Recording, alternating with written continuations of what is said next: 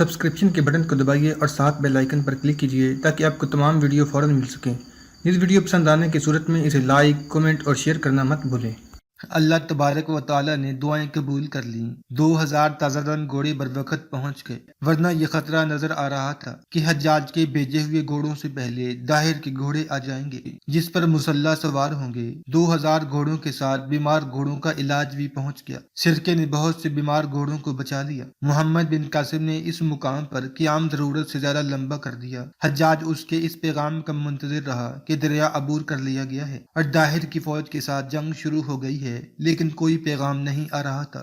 حجاج کو اپنے خفیہ ذرائع سے معلوم ہوا کہ محمد بن قاسم بلا وجہ وہاں رکا ہوا ہے۔ حجاج کو یہ اطلاع بھی ملی تھی کہ سیسم پر ایک ہندو حاکم نے دھوکے سے قبضہ کر لیا تھا اور اس سے قبضہ چھڑا لیا گیا ہے۔ حجاج اس اطلاع پر بہت برہم ہوا کہ سیسم میں صرف سرگنوں کو سزائے موت دی گئی ہے، اور جو ہندو فوجی دھوکے سے قلعے میں داخل ہوئے تھے اور جن ہندوؤں نے انہیں اپنے گھروں میں چھپایا ہوا تھا ان سب کو چھوڑ دیا گیا ہے۔ حجاج نے یہ ساری باتیں سامنے رکھ کر محمد بن قاسم کو تحریری پیغام بھیجا جو تاریخوں میں محفوظ ہے۔ میں حیران ہوں کہ تم ابھی تک وہیں ہو اور ابھی تک دریا عبور کرنے کی کوشش نہیں کی، کہ تم دشمن پر رحم کرنا چاہتے ہو۔ مجھے تمہارا یہ رویہ پسند نہیں کہ دشمن کو امان دیتے اور جان بخشی کرتے ہو۔ عداوت پیدا ہو جائے تو امان نہیں دینی چاہیے۔ تم گناہگار اور بے گناہ کو یکساں سمجھتے ہو۔ دشمن کہے گا کہ یہ تمہاری کمزوری ہے، کہ تم بھول گئے ہو کہ خدائے ذوالجلال نے تمہیں ایسی عقل سے نوازا ہے جو ہر کسی میں نہیں ہوتی۔ تم اس عقل سے کام کیوں نہیں لیتے اور تم وہاں بیکار بیٹھے دشمن کو مزید تیاری کا موقع دے رہے ہو۔ تمہارے مشیر کیا کر رہے ہیں، میرا یہ پیغام انہیں بھی سنا دینا۔ جنگ میں دشمن کو دھوکہ دیا جاتا ہے،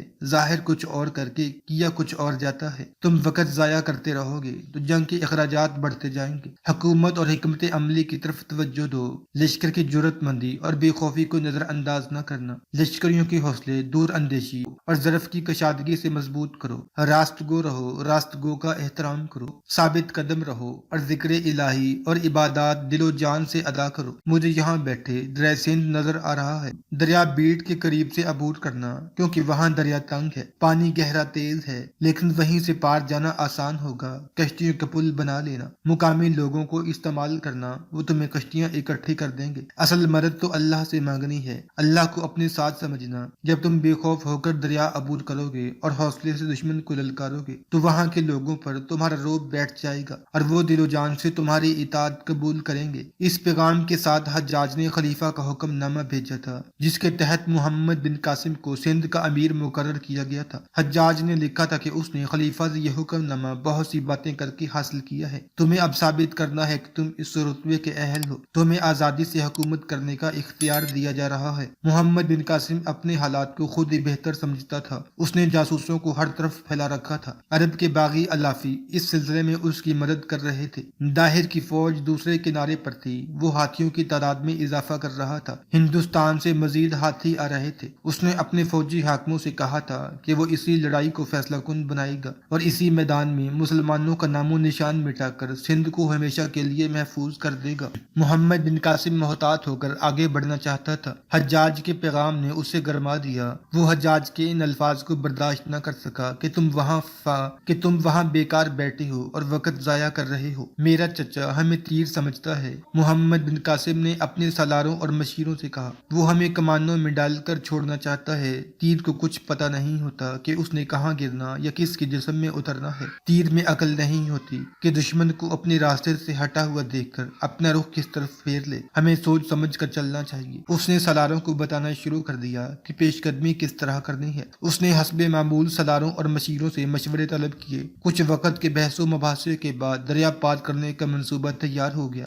سب سے پہلے بیڑ کی حاکم دساگیو کے بیٹے موکو کو پیغام بھیجا گیا کہ وہ دریا عبور کرنے کے لیے کشتیوں، رسوں اور ملاحوں کا انتظام کرے جو کشتیوں کو رسوں سے باندھ سکے۔ موکو کے ساتھ انہی شرائط پر یہ سمجھوتا ہوا تھا کہ وہ محمد بن قاسم کو ہر وہ مدد دے گا جس کی ضرورت ہوگی اور موکو کی حاکمیت قائم رہے گی اور اس کی رعایا کے تحفظ کی ذمہ داری محمد بن قاسم کی ہوگی۔ موکو پہلے ہی اپنے باپ بھائی اور راجہ داہر کے خلاف تھا۔ اسے محمد بن قاسم کا پیغام ملا تو اس نے فوراً جواب دیا کہ عرب کے سالار یہ سمجھتے ہیں کہ ہند کے راجکمار عقل کے کورے ہوتے ہیں۔ موکو نے جواب دیا، مجھے معلوم تھا کہ تم لوگوں نے دریا عبور کرنا ہے، کشتیاں تیار ہیں، رسے بھی موجود ہیں اور آدمی بھی۔ کشتیاں تمہیں بیٹ کے بالمقابل دریا میں بندھی ہوئی ملیں گی۔ وہاں دریا کا پاڑ تنگ اور پانی کا بہاؤ تیز ہے، خود آ کر دیکھ لو۔ قاصد نے واپس آ کر محمد بن قاسم کو موکو کا جواب دیا۔ اللہ مسبب الاسباب ہے، محمد بن قاسم نے کہا، وہ ہمارے ساتھ ہے، کشتیاں اسی جگہ ہیں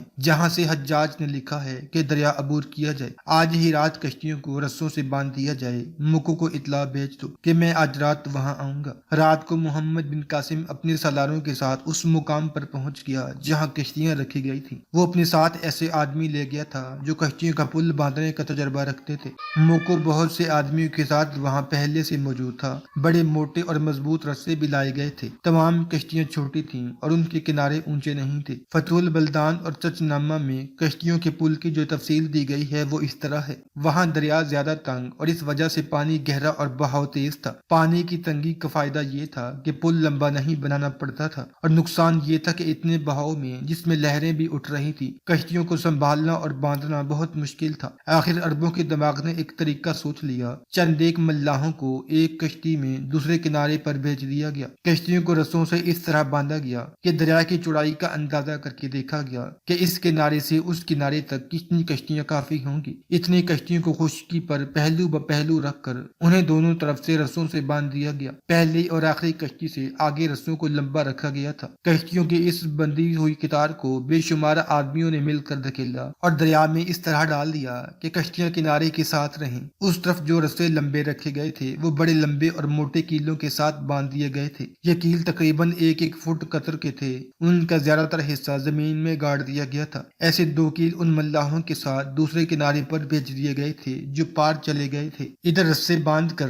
کشتیوں کو چھوڑ دیا گیا۔ چونکہ ادھر والی پہلی کشتی کنارے کے ساتھ بندھی ہوئی تھی، اس لیے دوسری کشتیاں دریا میں بہنے لگیں۔ یہ گھڑی کی سوئی کی طرح دریا میں اس طرح گئیں کہ آخری کشتی سامنے والی کنارے کے ساتھ جا لگی۔ وہاں ملاح پہلے سے موجود تھے۔ انہوں نے ادھر والے رسے پکڑ لیے اور ان کے سرے ادھر گاڑے ہوئے کیلوں کے ساتھ باندھ دیے۔ پل تیار ہو گیا۔ کشتیوں پر تختے ڈالے جاتے تو یہ پکا اور مضبوط پل بن جاتا، لیکن تختوں کو کشتیوں پر لوہے کے کیلوں سے پکا ٹھونکنا تھا۔ تختوں کے حصوں اور انہیں کشتیوں پر لگانے کے لیے بہت وقت درکار تھا۔ اس کے علاوہ پل عارضی بنانا تھا، اس سے گزر کر کشتیاں کھول دینی تھی۔ اس سے گزرنے کے لیے ایک کشتی سے دوسری کشتی میں جانا تھا۔ کشتیاں چھوٹی تھیں، گھوڑوں کو گزارنے کے لیے وقت درکار تھا۔ اگلے روز جب سورج کچھ اوپر آ گیا تھا، پل گزرنے کے لیے تیار ہو چکا تھا۔ محمد بن قاسم گھوڑے پر سوار ہوا اور بلند آواز سے بسم اللہ الرحمن الرحیم پڑھ کر پل عبور کرنے لگا۔ گھوڑا ایک سے دوسری کشتی میں سنبھل سنبھل کر قدم رکھتا گیا۔ درمیان میں لہریں اٹھ رہی تھی، اس لیے کشتیاں اوپر نیچے ہوتی اور ڈولتی تھیں۔ اس سے گھوڑا ڈرتا اور بدکتا تھا۔ محمد بن قاسم نے پیچھے دیکھا، سالاروں کے گھوڑے آ رہے تھے۔ محمد بن قاسم کو اطمینان ہو گیا کہ اس کے گھوڑے کو دیکھ کر دوسرے گھوڑے بد کے بغیر چلے آ رہے تھے۔ ان گھوڑوں نے دریا پار کر لیا۔ محمد بن قاسم نے گھوڑے کو موڑا اور کشتیوں سے گزارنے لگا۔ اب گھوڑے کا ڈر دور ہو چکا تھا۔ خیمہ گاہ میں جا کر محمد بن قاسم نے کوچ کی تیاری کا حکم دیا۔ وہاں سے چند میل دور دریا کے اس طرف ایک قلعہ تھا۔ بعض مورخوں نے اسے راوڑ کا قلعہ لکھا ہے اور بعض اس سے اختلاف کرتے ہیں۔ وہ کہتے ہیں کہ یہ راوڑ کا قلعہ نہیں تھا، البتہ ایک قلعہ ضرور تھا۔ اس میں داہر کی فوج کے کچھ پیادہ اور سوار دستے رہتے تھے۔ ان کا کمانڈر گوپی تھا جو راجہ داہر کا بیٹا تھا۔ محمد بن قاسم نے اپنے ایک سالار سلیمان بن کثیری سے کہا کہ وہ 600 پیادہ مجاہدین کو ساتھ لے کر راوڑ قلعے کے سامنے چلا جائے۔ ہر وقت تیاری کی حالت میں رہنا ہوگا۔ محمد بن قاسم نے اسے کہا، ہو سکتا ہے کہ گوپی کو راجہ داہر مدد کے لیے بلائے۔ جو ہی وہ اپنے دستوں کے ساتھ قلعے سے نکلنے لگے، اس پر تیروں کی بوچھاڑیں پھینکی۔ اگر دستے باہر آ جائیں تو انہیں روک لو، جم کر نہیں لڑنا، آگے بڑھو، کچھ لڑو، پیچھے ہٹو، پھر حملہ کرو اور دائیں بائیں ہو جاؤ۔ اس طرح ان دستوں کو یہیں روک کر رکھنا ہے۔ محمد بن قاسم نے ایک اور سالار عطیہ تغلبی کو 500 مجاہدین کے ساتھ ایک ایسے راستے پر بھیج دیا جس راستے سے راجہ داہر کو مدد ملنے کی توقع تھی۔ چونکہ ان دونوں دستوں کو ہر وقت تیاری کی حالت میں رہنا تھا اور زیادہ تر دشمن کی طاق میں گھومتے پھرتے رہنا تھا، اس لیے یہ اپنے ساتھ رسد کا ذخیرہ نہیں رکھ سکتے تھے۔ محمد بن قاسم نے یہ انتظام کیا کہ نیرون کے ایک بزرگ سردار میکد ہینیا کو حکم دیا کہ ان دستوں کو رسد پہنچاتا رہے۔ ایک نائب سالار زکوان بن الوان البکری مقامی لوگوں کو فوج میں بھرتی کرنے کے لیے گیا ہوا تھا۔ یہ وہ علاقہ تھا جو متی ہو چکا تھا۔ زکوان بن الوان نے ان لوگوں کو اتنی زیادہ تنخواہیں پیش کی جو ظاہر کی فوجیوں کی تنخواہوں سے خاصی زیادہ تھی۔ بڑی اچھی خوراک اور مالی غنیمت میں سے حصے کا لالچ بھی دیا گیا۔ زکوان بن الوان اس وقت واپس آیا جب محمد بن قاسم دریا عبور کرنے والا تھا۔ زکوان اپنے ساتھ 1500 کے لگ بھگ گھڑ سوار لے آیا۔ یہ سب جاٹ تھے۔ بعض مورخوں نے انہیں جت اور دو نے جاٹ لکھا ہے۔ ان کے علاوہ کچھ ٹھاکر بھی زکوان کے ساتھ آ گئے اور موکو بھی آ گیا۔ تم سب ہماری فوج میں آئے ہو، محمد بن قاسم نے ترجمان کی مدد سے ان 1500 سواروں سے کہا۔ ہم بڑی عزت اور مسرت سے تمہارا استقبال کرتے ہیں۔ ہم تمہیں اجرتی قاتل نہیں سمجھیں گے۔ تمہیں وہ تمام حقوق ملیں گے جو عرب کے سپاہیوں کو ملتے ہیں۔ اپنے آپ کو ہمارا غلام نہ سمجھنا۔ اسلام کسی انسان کو غلام بنانے کی اجازت نہیں دیتا۔ میں تمہیں ایک بات بتا دیتا ہوں کہ اپنا مذہب بدلو یا نہ بدلو، وفاداری نہ بدلنا۔ اگر تم نے میدان جنگ میں جا کر وفاداری بدلنے کی کوشش کی تو اس کی سزا موت سے کم نہیں ملے گی۔ یہ ابھی سوچ لو کہ تم اپنے مذہب کے لوگوں کے خلاف لڑنا ہے۔ اگر یہ منظور نہیں تو یہیں سے واپس چلے جاؤ۔ ہمارے ساتھ رہو گے تو مالا مال ہو جاؤ گے۔ سب نے بلند آواز سے عہد کیا کہ وہ اسلامی فوج کے وفادار رہیں گے۔ محمد بن قاسم نے محمد بن مصعب کو بلا کر اسے کہا کہ وہ ہراول کے دستوں کی کمان لے لے اور کشتیوں کے پل سے پار چلا جائے اور بہت آگے نکل جائے۔ ابن مصعب محمد بن قاسم نے کہا، تم جانتے ہو ہراول کا کیا کام ہوتا ہے؟ اگر دشمن تم پر حملہ کر دے تو تمہارا قاصد وہاں سے نکلنے کی کوشش کرے اور پیچھے آ کر اطلاع دے۔ یہ احتیاط کرنا کہ قاصد کوئی مقامی آدمی نہ ہو، عربی ہو۔ محمد بن مصعب اپنے ساتھ کچھ دستے لے کر روانہ ہو گیا اور پل سے گزر گیا۔ اس کے بعد محمد بن قاسم نے حکم دیا کہ باقی لشکر کشتیوں کے پل تک چلا جائے۔ محمد بن قاسم کوچ کا حکم دے کر خود کشتیوں کے پل کے قریب جا کھڑا ہوا۔ پھر لشکر پہنچ گیا اور کشتیوں کے پل سے دریا عبور کرنے لگا۔ محمد بن قاسم کھڑا دیکھتا رہا۔ گھوڑے کشتیوں میں قدم رکھتے آگے بڑھتے، پیادے بھی جا رہے تھے۔ اتنے زیادہ گھوڑوں اور پیادوں کے ہجوم کے نیچے کشتیاں زور زور سے ہلنے لگیں۔ سوار اپنے گھوڑوں کی باگیں پکڑے پیدل ان کے ساتھ جا رہے تھے۔ محمد بن قاسم کھڑا دیکھ رہا تھا۔ ایک ہی بار کشتیوں پر زیادہ ہجوم ہو گیا۔ گھوڑوں کے ساتھ اونٹ بھی بے شمار تھے۔ ان پر رسد لدی ہوئی تھی۔ بیل گاڑیوں اور گھوڑا گاڑیاں کشتیوں سے نہیں گزاری جا سکتی تھی، اس لیے اونٹوں کا انتظام کر لیا گیا تھا۔ گھوڑے، اونٹ اور انسان اتنے زیادہ ہو گئے کہ کشتیاں بہت زیادہ ڈولنے اور اوپر نیچے ہونے لگی۔ دریا نے ایک جان کی قربانی لے لی۔ اس شہید کا نام صرف تراب لکھا گیا ہے۔ وہ بنی ہنزلہ میں سے تھا۔ وہ پل کے وسط تک پہنچ چکا تھا۔ شاید گھوڑوں سے بچنے کے لیے وہ کسی کشتی پر اتنا زیادہ دائیں بائیں ہو گیا کہ ہلتی ہوئی کشتی پر اپنا توازن قائم نہ رکھ سکا اور دریا میں جا پڑا۔ وہاں دریا بہت تیز اور بہت گہرا تھا۔ دریا اسے اپنے ساتھ ہی لے گیا۔ کوئی اس کی مدد کو نہ پہنچ سکا۔ وہ ڈوب کر شہید ہو گیا۔ دریائے سندھ نے مسلمانوں سے پہلی قربانی لے لی۔ محمد بن قاسم نے حجاج بن یوسف کے قاصد کو روک رکھا تھا کیونکہ وہ دریا عبور کر کے اسی قاصد کے ہاتھ حجاج کو پیغام بھیجنا چاہتا تھا کہ اس نے دریا عبور کر لیا ہے۔ اس نے قاصد کو اس وقت بھی اپنے ساتھ رکھا جب کشتیوں کا پل بن رہا تھا۔ جب فوج اس پل سے گزر رہی تھی تو یہ منظر بھی قاصد کو دکھایا۔ تیار نام کا جو آدمی گھوڑوں کی بیماری دیکھنے آیا وہ سرکہ لایا تھا، اسے بھی محمد بن قاسم نے اپنے ساتھ رکھا۔ تیار کو محمد بن قاسم نے فوج کی تقسیم بھی دکھائی اور اپنی فوج میں اس نے مقامی آدمیوں کے جو سوار اور پیادے شامل کیے تھے وہ بھی دکھائے۔ تم دونوں نے میری تمام کاروائیوں اور کارگزاری دیکھ لی ہے۔ محمد بن قاسم نے دونوں کو اپنے ساتھ دریا کے پار لے جا کر کہا کہ تم دیکھ نہیں رہے کہ میں اتنا لمبا خط نہیں لکھوا سکتا کہ یہ تمام کاروائیاں اس میں شامل کر لوں۔ امیر بصرہ حجاج بن یوسف کو یہ سب زبانی سنا دینا جو تم نے دیکھا ہے، اور یہ بھی کہنا کہ مجھے سندھ کا امیر نہ بنایا جاتا تو بھی میں نے اپنا وہ فرض ادا کرنا ہے جس کے لیے میں یہاں آیا ہوں، اور میں یہاں واپس جانے کے لیے نہیں آیا۔ جب تک زندہ رہوں بت پرستوں کے اس ملک میں دور دور تک اسلام کا نور پہنچاؤں گا۔ لا ریب اللہ وحدہ لا شریک ہے اور وہی عبادت کے لائق ہے، اور محمد صلی اللہ علیہ وسلم اللہ کے رسول ہیں۔ میں یہ پیغام لے کر اس ملک میں داخل ہوا ہوں۔ پھر اس نے حجاج کے نام پیغام لکھوایا جو قاصد کو دے کر اسے واپس جانے کو کہا۔ تیار بھی قاصد کے ساتھ چلا گیا۔ دریا کے پار جا کر محمد بن قاسم نے اپنے گھوڑے کو بلند جگہ پر لے گیا۔ اس کا لشکر اس کے سامنے کھڑا تھا۔ مجاہدین، وہ بڑی بلند آواز سے لشکر سے مخاطب ہوا۔ دریا کے اس طرف معاملہ کچھ اور تھا، اس طرف کچھ اور ہے۔ اب تم اس طاقتور دشمن کے بالمقابل آ گئے ہو جس کے آدھے علاقے پر تم قابض ہو چکے ہو۔ یہ راجہ داہر ہے جو اسلام کا دشمن ہے۔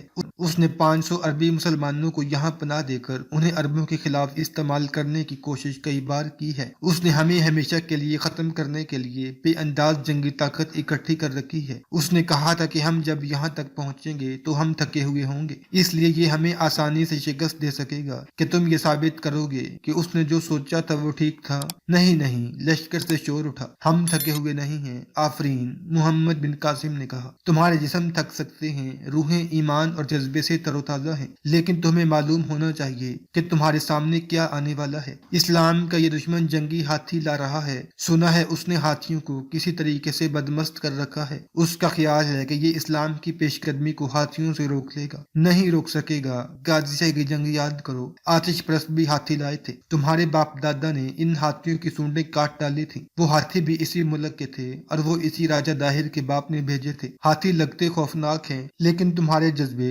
تمہاری تلواروں اور تمہاری برچیوں کے آگے یہ ریت کے ٹیلے ثابت ہوں گے۔ اگر تلوار استعمال کرنی ہو تو ہاتھی کی سونڈ کاٹنے کی کوشش کرو، اگر برچی مارنی ہے تو ہاتھی کی آنکھ میں مارو، اور اگر تیر چلانا ہے تو ذرا دور سے فیلبان پر تیر چلاؤ جو ہاتھی کے سر پر بیٹھا ہوگا۔ اس کے ہاتھی کے ہودے میں جو آدمی ہوں گے ان پر تیر چلاؤ۔ اب یہ سوچ لو کہ تم اس طرح لڑو گے کہ تمہارے سامنے بہت بڑی جنگی طاقت ہوگی اور تمہارے پیچھے دریا ہوگا۔ تمہارا دشمن کہتا ہے کہ آگے آؤ گے تو تمہیں اس کے ہاتھی کو چل ڈالیں گے، اور پیچھے ہٹو گے تو دریا میں ڈوب جاؤ گے۔ اس کا کہنا غلط نہیں، لیکن تم نے اللہ کا نام لے کر اسے غلط ثابت کرنا ہے۔ تمہاری زبان پر ذکر الہی ہونا چاہیے اور دل کو یقین دلاتے رہو کہ خدائی عز و جل تمہارے ساتھ ہے۔ ایسا کر دکھاؤ کہ دشمن کے ہاتھی دشمن کی فوج کو ہی کچل ڈالیں اور اپنی فوج کو روندتے ہوئے بھاگ جائیں۔ ایسا ہی ہوگا انشاءاللہ، انشاءاللہ، انشاءاللہ۔ لشکر سے کئی آوازیں اٹھیں، اور میں تمہیں اجازت دیتا ہوں کہ سوچ لو۔ محمد بن قاسم کہہ رہا تھا، اگر میدان جنگ سے بھاگنا ہے تو یہیں سے واپس چلے جاؤ۔ اگر میدان جنگ سے ایک آدمی بھاگا تو اس کے ساتھ 2-3 اور آدمی بھاگ اٹھیں گے، پھر دیکھا دیکھی کچھ اور آدمی جنگ سے نکل جائیں گے۔ کیا یہ اچھا نہیں کہ یہیں سے آگے نہ جاؤ؟ میں تمہیں اجازت دیتا ہوں کہ جو آدمی کسی بھی وجہ سے آگے نہیں جانا چاہتا وہ باہر آ جائے اور واپس چلا جائے۔ صرف 3 آدمی لشکر سے باہر آئے اور محمد بن قاسم کے سامنے جا کر کھڑے ہو گئے۔ کسی بھی مورخ نے ان تینوں کے نام نہیں لکھے، صرف یہ واقعہ لکھا ہے، اور یہ بھی لکھا ہے کہ 3 آدمی سامنے آئے اور محمد بن قاسم نے قدرے برہم ہو کر اس کے ساتھ بات کی کہ تم بزدل ہو گئے ہو؟ محمد بن قاسم نے ایک سے پوچھا، نہیں سالار اعلیٰ۔ اس نے کہا، بزدل ہوتا تو گھر سے ہی نہ آتا، آیا ہوں تو کہیں بھی بزدلی نہیں دکھائی۔ میری ایک ہی بیٹی ہے، اس کی ماں مر چکی ہے، اسے میں ایک دوست کے گھر چھوڑ آیا تھا، اب وہ جوان ہو گئی ہے، کہ یہ میرا فرض نہیں کہ میں اس کی پرورش اور نگہداشت خود کروں؟ ہاں، محمد بن قاسم نے کہا، پہلی ذمہ داری جوان اور بے آسرا بیٹی کی ہے، جاؤ پہلے بیٹی کا فرض ادا کرو۔ اور تم؟ محمد بن قاسم نے دوسرے سے پوچھا، میری ماں بہت بوڑھی ہے۔ دوسرے نے کہا، کوئی ایسا رشتہ دار اور دوست نہیں جو اس کی دیکھ بھال کر سکے؟ مجھے ہر وقت اس کا خیال ستاتا ہے، میں ڈرتا ہوں کہ اگلی لڑائی میں ماں کی یاد مجھے گمراہ نہ کر دے۔ ماں کی خدمت پہلا فرض ہے۔ محمد بن قاسم نے کہا، آج ہی واپس چلے جاؤ، اور میں مقروض ہوں سالار عرب۔ تیسرے نے کہا، ڈرتا ہوں کہ مارا گیا تو قرض کون ادا کرے گا؟ میرا کوئی رشتہ دار نہیں۔ کیا تم قرض ادا کرنے کے قابل ہو گئے ہو؟ ہاں سالار عرب، اس مجاہد نے کہا، اتنی رقم اکٹھی ہو گئی ہے۔ جاؤ، محمد بن قاسم نے کہا، پہلے قرض ادا کرو، قرض دینے والے نے تم پر اعتبار کیا ہے۔ ان تینوں کو وہیں سے واپس بھیج دیا گیا۔ محمد بن قاسم اپنی فوج کو منظم کر رہا تھا، وہ بہت ہی محتاط ہو کر آگے بڑھنا چاہتا تھا کیونکہ یہ میدان کی پہلی جنگ تھی اور دشمن بہت طاقتور تھا۔